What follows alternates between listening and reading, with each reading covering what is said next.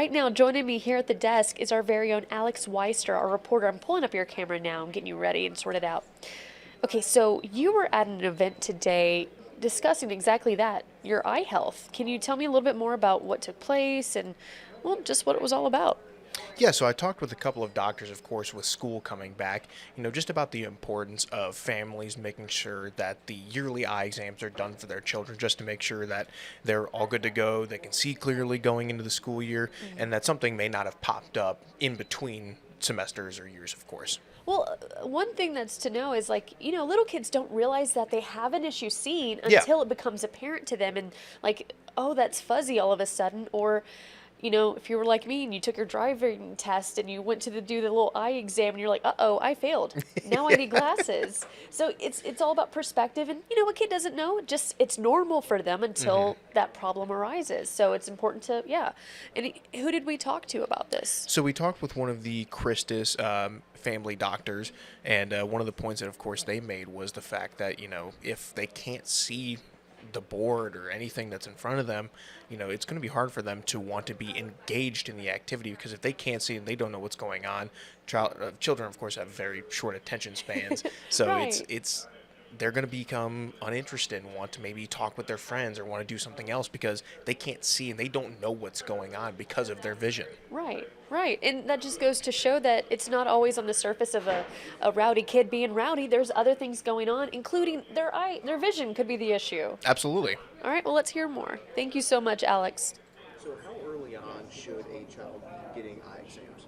Yeah, great question. So, really, anytime you bring your child for any of the required well child visits, we do have a schedule that we follow about when we're supposed to do true vision testing or just vision screening. And so the frequency really depends, and I think it changes, especially from when you're younger to as you get older. And how big is sort of the issue of children not getting their eyes tested right when they need it? Ooh, that's a great question. I think it's hard, right? Because you see most healthy kids see their doctor just once a year after that newborn phase, right? You're just coming to the doctor once a year. And so we do these vision screenings, but they're just screenings, right? Screenings are not necessarily definitive. So during the rest of the school year, we may not catch that, especially if they're not able to tell us things. So I think some things that you can look out for in your own child of whether or not you think that they have trouble seeing or maybe need to go see a vision specialist are things like they're not completing their homework, if they're not understanding, the topic being explained at school, if they're acting out. Is it ADHD maybe, or is it just that they're bored because they sit so far back and they can't see what's being written on the board, so then they're not wanting to participate in the assignment.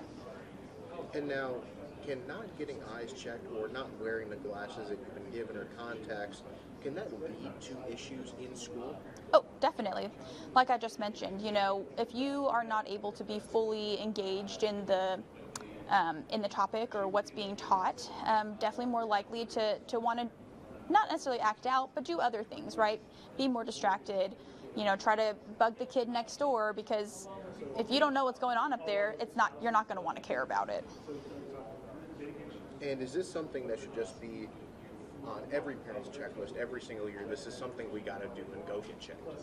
Like I said, with every well child exam, which most kids should be getting every single year, it is something that we screen for. However, if a parent ever has concerns that their kid can't see and it's not time for them to see their doctor, I always encourage you to just reach out to your primary care provider's office, bring up those concerns, whether or not they want to bring them back for another visit or whether or not they just refer straight out to that eye specialist. I think most physicians or providers would agree that that is something we are very willing to do.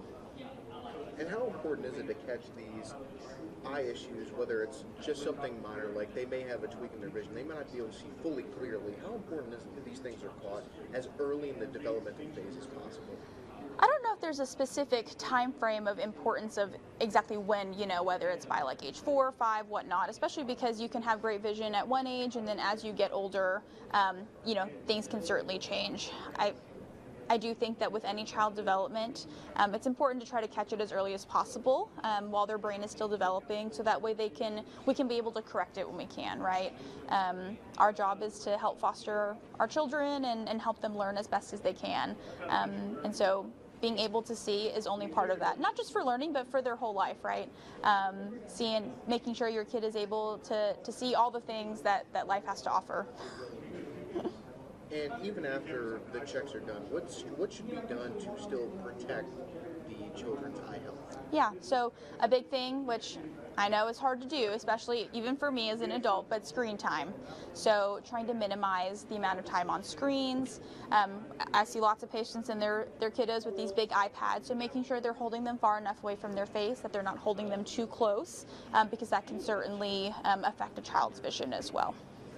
And talk about how much harm too much screen time can have. What issues does that sort of bring about? Yeah. So not only with the vision, but too much screen time can certainly affect the way a kid's brain develops. I can't name the specific studies, but there have been studies that have shown that more screen time has led to an increased rate of things like ADHD, behavioral issues.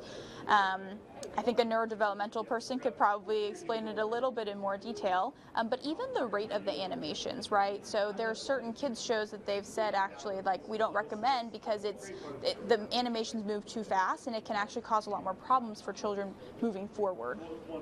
And is there a specific time that it really should be limited? Is nighttime somewhere that's a lot more important to really stray away from using phones? I wouldn't say it's about the time of the day. It's more just about total time, right? So trying to minimize screen time as much as possible.